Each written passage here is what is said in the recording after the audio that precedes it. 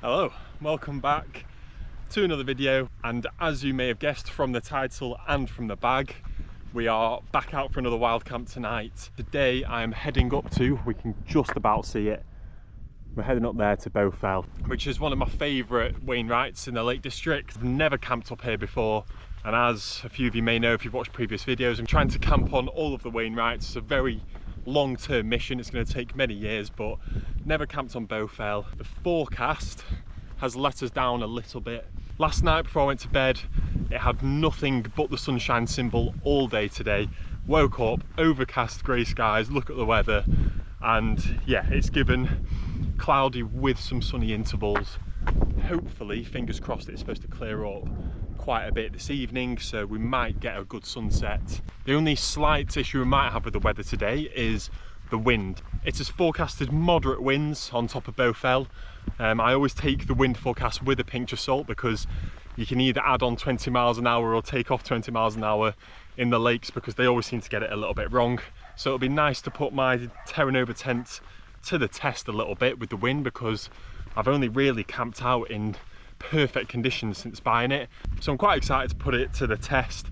I don't think it's going to be that strong. It's coming from the east as well, so we'll probably find a pitch hopefully on the western side of Bowfell. However, I think the majority of the good spots on Bowfell are on the eastern side, so we're just going to have a good look around when we get up there.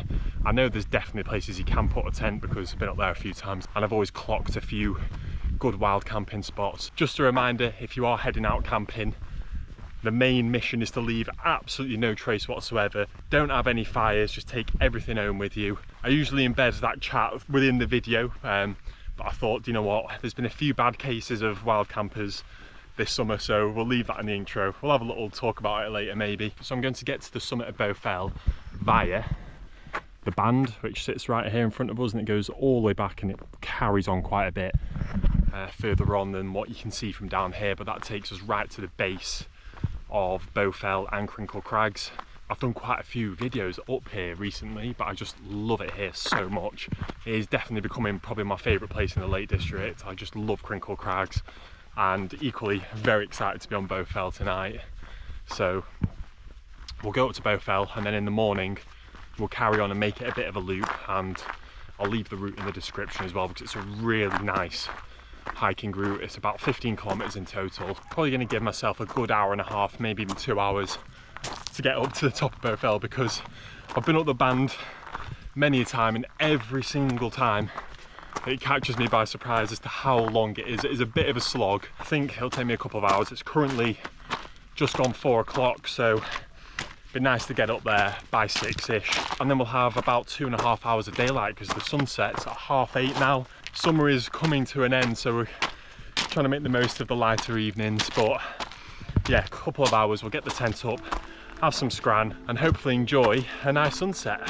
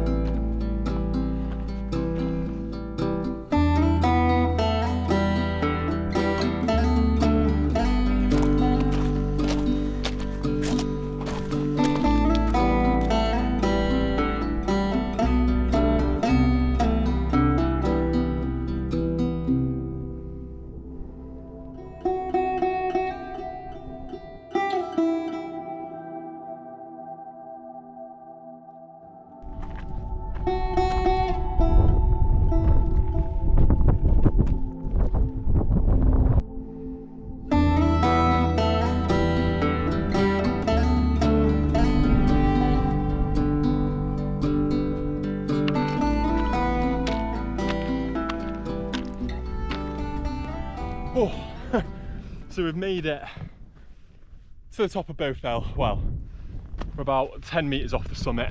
And like I was saying at the bottom, it really is a slog coming up the band. It's taken me 2 hours on the dot, pretty much, just short of 800 metres of elevation. So yeah, that was a bit of a leg burner. Beautiful views all the way up though, and also there wasn't a breath of wind all the way up. We're sheltered. I think the wind's actually coming from the northeast currently. As soon as I've come up here, it started to pick up, and it's actually pretty fresh. So I'm going to have a little look around for a good spot now. It is very, very rocky up here. I've seen a potential spot behind me, but I just want to get up to the summit first, and then I can have a real good scout around and see what I can find. Oh, that's a good slab of rock, isn't it? I mean, you might be able to hear the wind on the camera now. These sort of areas I do not want to be camping in tonight, really, just because it's going to make an absolute racket. Also, one of the most important things for wild camping that I pack is my earplugs, and I've forgotten them. So that's annoying. So I definitely want to find somewhere that's quite sheltered so that I can have a little bit of kip tonight.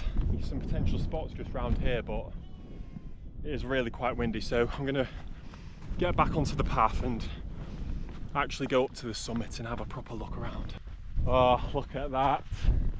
This is why I love Bowfell. Get stunning views looking to the east the whole way up. You make it to the summit. Woo! Look at that. Looking over the highest mountain in England, Scafell Pike. Absolutely mega views. Here we go. We're at the summit of Bowfell. And look at that for a view. You can see all the way over to the Scafell range now. Just stunning. One of the best views in the Lake District up here. So over here is Crinkle Crags.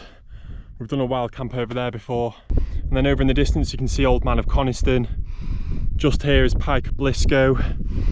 And then if we come further around to our left, we can look all the way down to the Langdale Valley. Langdale Pikes, so Harrison Stickle, Piker Stickle, Pavey Ark over there. And then all over here you can see Windermere down here, the far eastern fells, the eastern fells. You can even see all the way over to Blencathra Skiddaw in the northern fells today. So we come around to our left, and then we can see all the fells above Buttermere and Crummock over here, so like Grassmore, Dalehead. And then right in front of us here you've got Esk Pike, where we're going to go tomorrow morning. And then right over in the distance, Great End, and then the Scafell range. Just such an incredible view. After a bit of inspection up here, it is really craggy and rocky right up here on the summit. I did find a spot about 400 metres back down the path that I've just come up, which has beautiful views looking down that way. However, I quite fancy this view this evening, looking over to Scafell. So I think we're going to have a little wander down here, because I can see some more grassy open patches down towards S Pike. We're not going to go all the way over there. These little spots down here look very tempting as well, but they're actually quite far away. Haven't got loads of daylight left, so I don't really want to have another, 45 minutes or so trekking around there. I think we'll just venture over to this sort of craggy outcrop here, because it looks like there's some nice little grassy patches over there, and hopefully we'll find a good pitch over there. We're going to get off this craggy boulder field.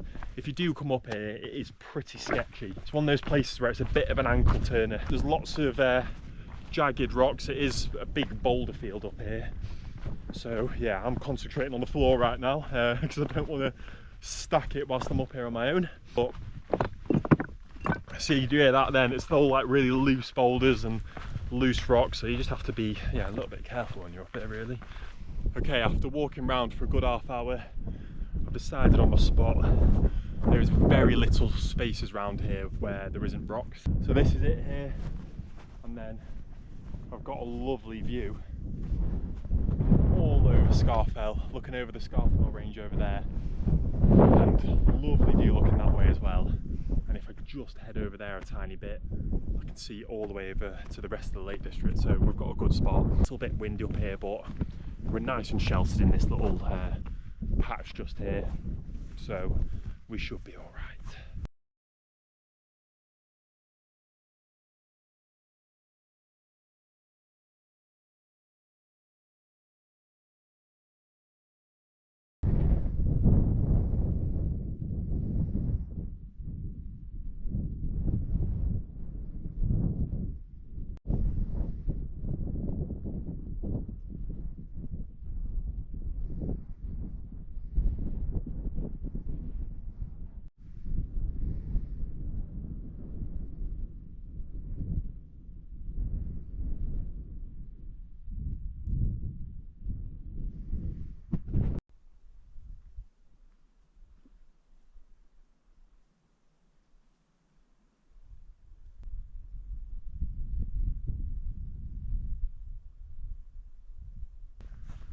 So I've got the tent all set up now.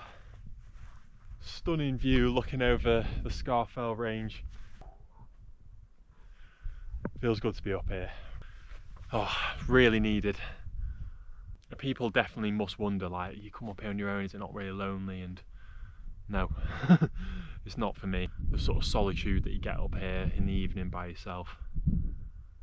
It's one of my favourite things to do, to kind of decompress and have a bit of a reset, because it's good for the noggin. And talking about noggins, I've got my woolly hat on, which, yeah, it's August, but we're coming to the end of August now, and tonight the forecast is saying it's going to get down to 5 degrees. So my noggin is going to be the coldest it's been in some time, because we've had a really good summer all in all in the lakes. I mean, yeah, almost like too good. It's like been worrying how many heat waves we've had, and again, it hasn't rained for about 10 days here, and I've looked at the forecast and it's not forecasted rain for over a week. There's not a drop of rain in the forecast for another week. So, because I've got my water filter with me today, but I haven't passed any running water the whole route, I don't think, no. So a lot of the becks are dried up, even some of the tarns, they're dried up in the high fells. So yeah, it's crazy how dry it's been. And yeah, but tonight it is going to be chilly, so I've got my down sleeping bag on my liner and should be warm enough. Hot noodles for tea, just a cheap one. Can't really afford any of the fancy camping meals, but yeah, like I said, I've got my noodles tonight. Oh god, some sheep have just come over to my campsite. I don't usually get too freaked out when I'm wild camping by myself, but if a sheep comes right up to your tent and starts munching the grass, I'll tell you what, in the middle of the night, sometimes plays in your mind a little bit. It's like, what is that outside my tent? And then you open the door and you just hear these startled sheep run up. But anyway, I need to chuck all my stuff in the tent and put my sleeping bag in there and set everything up. What time are we on? Oh wow, I've done 10 kilometers and nearly 1,000 meters of ascent, and a lot of that was just wandering around looking for a spot to camp. So it's 7:30. We've got an hour until the official sunset. I'm afraid, ladies and gents, we've been mugged off well and truly by the weather forecast, because it was supposed to be completely clear tonight. I don't know where they're getting that information from. They must have some kids on work experience on summer holidays running it this week, because it's pretty off. It was supposed to be completely clear skies now. Anyway, we can't complain, because look at that, just so beautiful.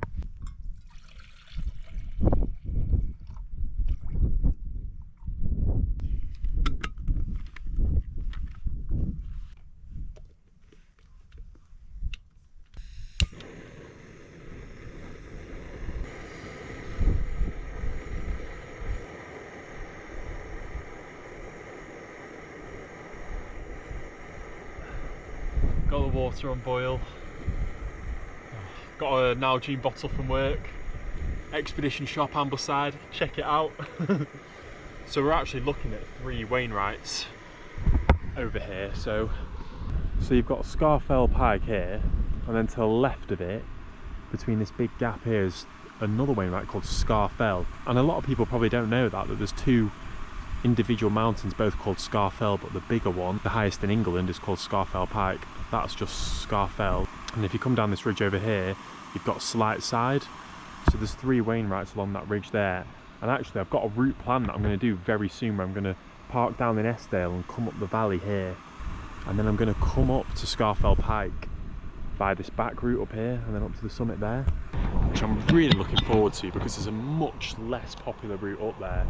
Not many people go up that way. It follows a little beck called Little Narrow Cove, so I'm really looking forward to doing that one. Really nice to see it from here. You can quite clearly see now that that gap between Scafell Pike and Scafell, it looks very dramatic and quite a sheer drop coming off Scafell. I think when you actually do the route, you skirt around the side for a safer option. Not a bad view to look at when you're prepping your tea. That water's boiled, so it's time to eat.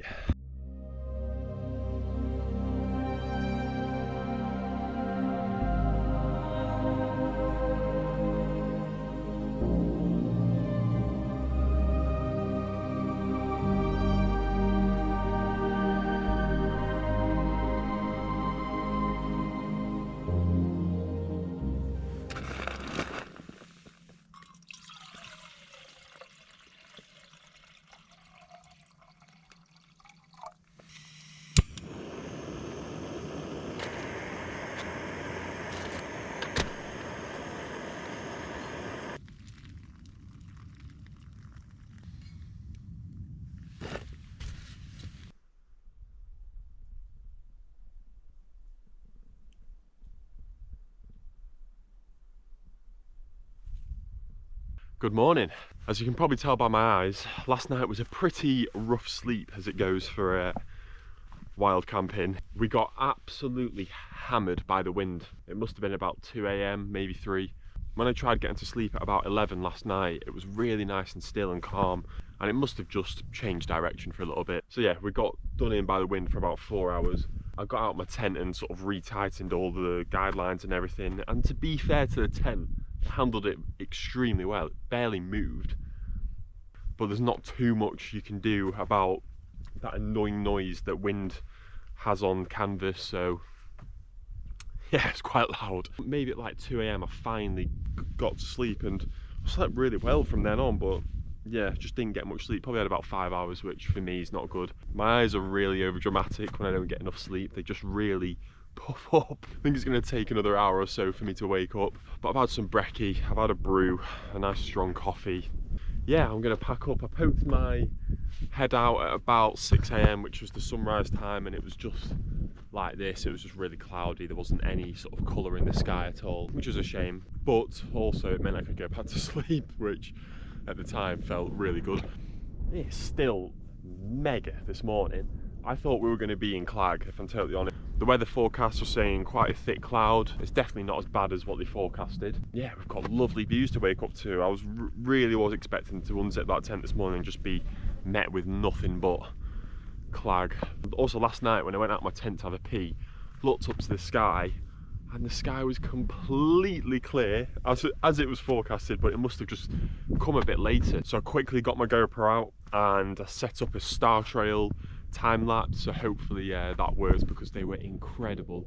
It looks like the Milky Way was directly above me, and I don't know my stars too well, but I don't know if it was or not, but it looks like it. And they were so clear. It was like you could see so clear. It was very, very little light pollution. It's currently 7:30, so we'll pack the tent away pretty quick, because some people like to get out really early and I don't want them to really stumble across my tent, because I'm not too far off the path today, which I don't usually like to do. I like to find somewhere really off the path, but there was just pretty much nowhere else to pitch my tent, so yeah, that was the only option really. So I'm going to pack everything up and make sure I'm not leaving a single bit of rubbish, and then our plan is to walk over to Esk Pike, which has equally beautiful views from it, and then we're going to drop off there, turn right, and then head all the way back down into Langdale Valley, and we'll still get some really nice views coming down there as well. So we've got a really nice walk planned. All right then, so I have just descended off from Bowfell, and as I was literally putting the last thing into my bag, a chap was walking past and he recognised me from my videos. Gaz, really nice to meet you, mate. And yeah, we walked down here together and just, yeah, chatted about kit and the Lake District, and Yeah, really nice to meet you, mate, and thanks for all the kind words and support. So I didn't film the area I slept in to show that I left no trace, but I'm sure Gaz can vouch for me because he was right next to me. So I've walked down from the summit just over there, and we just came through this sort of rocky boulder field descent, and I'm now heading up to the summit of Eskpike, which should only be a shortish climb to the summit, and then from there we're going to drop back down and we'll just get some lovely views up here, hopefully. Oh, it's really cheered me up, that chat, because sometimes I wonder if making camping videos is causing more of a negative impact than it is positive. But hearing Gaz talk about how he watches my videos and lots of other people's videos who I also watch as well, and how it encourages them to get out and do lots of camps and hikes themselves, it's definitely worth it. As long as we're spreading the message of leaving no trace and respecting the fells, then I think we're doing more good than bad. So yeah, cheers for the chat, guys, because I needed that, mate. The wind has also completely dropped now. So weird how it picked up like it did last night. Really cold as well. It definitely got down to sort of the lower end of the single figures. Gaz said it got down to 4 degrees at his camp, so it's probably the same as mine, so probably at similar heights. Luckily I did bring my down sleeping bag. I've got one that I think has a comfort rating of about 2 or 3 degrees, so it was just perfect. I did sleep with this on though. We're at the summit of Eskpike. Woohoo! Oh, what a view you get from here.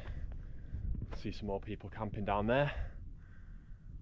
So we're even closer to the Bowfell range now. You can see the pillar at the top there, and you can see people stood up there already. Quite a lot of people probably tried to get up here for sunrise. And then if we go down this valley, like I was saying last night, that's Eskdale, situated just down there. And I want to do Bowfell Pike via this route, coming up the backside here. And then directly in front of us we've got Great End, and we can see the lovely Great Gable now. Absolutely love it up there. And just next to it we've got Green Gable, all the fells above Buttermere over here, and then we can just about make out Dermot Water and Cat Bells, Northern Fells, Skiddaw, Blencathra over in the distance to the right of it over here. And then as we come around to the right, got all the far eastern fells, and the Langdale Pikes just here, Pike of Stickle, Harrison Stickle. In the winter we camped over here on Sunnacar Knots, which was really nice. And we're now going to drop down into this valley, which is where Old Dungeon Gill is, and I'm going to take this path all the way down to there's almost like a little crossroads up here, and then we're going to cut back on ourselves just down here down to Angle Tarn, which sits just beneath us. There is a path between Eskpike and Bowfell which cuts down to Angle Tarn. That's the path that Gaz took, and we can look back over towards Bowfell where we've come from, and Crinkle Crags over in the distance. Just an awesome view up here, and I'm going to come off this little craggy bit because it's a little bit sketchy up here. So that's the plan for the remainder of the route. Head down into the valley, and I'm just going to put the camera down and I'll film the nice views for you. I'm just going to enjoy my final descent into the valley.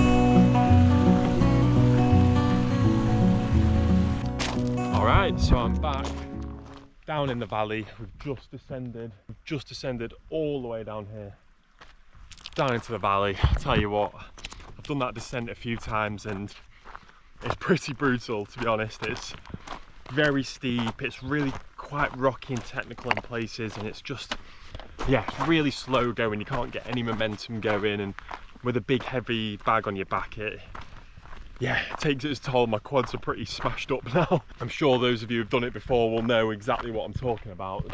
Coming back down the band is a much nicer descent, really. So I guess if you are wanting to do this route, maybe it would be better to do it anti-clockwise and go up this way and back down the band, because just something to note if you're wanting to do this route. We're currently at 17 kilometers for the whole route now. There's always quite a bit of added distance on when I do a wild camp, because I spend so long looking for a spot and I keep my watch recording then, so my Strava will have a big squiggle at the top of Bowfell. Although the descent was pretty brutal, you get beautiful views coming off S Pike. Firstly, stunning views looking over Fell, Great End, and then you drop down to Angletown, which is, that descent is pretty nice. And then once you have to do a little climb, and then once you get past there, it's the straight down back into the valley where we are now. It's a relatively big day out, but you can do this all in one go. I think if you were to do the whole route without looking for a camping spot at the top for nearly an hour, it will come in probably about 17 kilometers to do the whole loop. I think about 1,000 meters of elevation. So we're going to end the video here. Thank you so much for watching. All the support and everything blows me away every single week that I upload a video, and yeah, the channel's doing really well at the moment. When I'm filming this right now, I haven't actually uploaded for about 3 weeks because I've just had such a busy past few weeks, and hopefully by the time this is out, we're back on a more regular schedule as summer winds down. So yeah, thank you so much for sticking with me, and lastly, thank you so much to anyone who signed up to my Patreon. Put on there behind the scenes footage, some of my photography, and yeah, just a few extra little bits. Start putting some extra routes on there as well, and little bits. It's going to slowly build. Like, there is zero pressure for anyone to sign up to it. Like I said, it's just there as like an extra little bit of support if you're wanting to do that. But just you guys watching my videos is more than I could ever ask for. And like today, meeting Gaz out on the hills, like, it's just so nice. And I love this little community, and every single one of you who watch my videos, you're all absolute legends, I'm telling you right now. And every single time I meet one of you, you're just the nicest people going. So yeah, really do appreciate all the love. So thank you so much for watching, and I will see you in the next one. Cheers.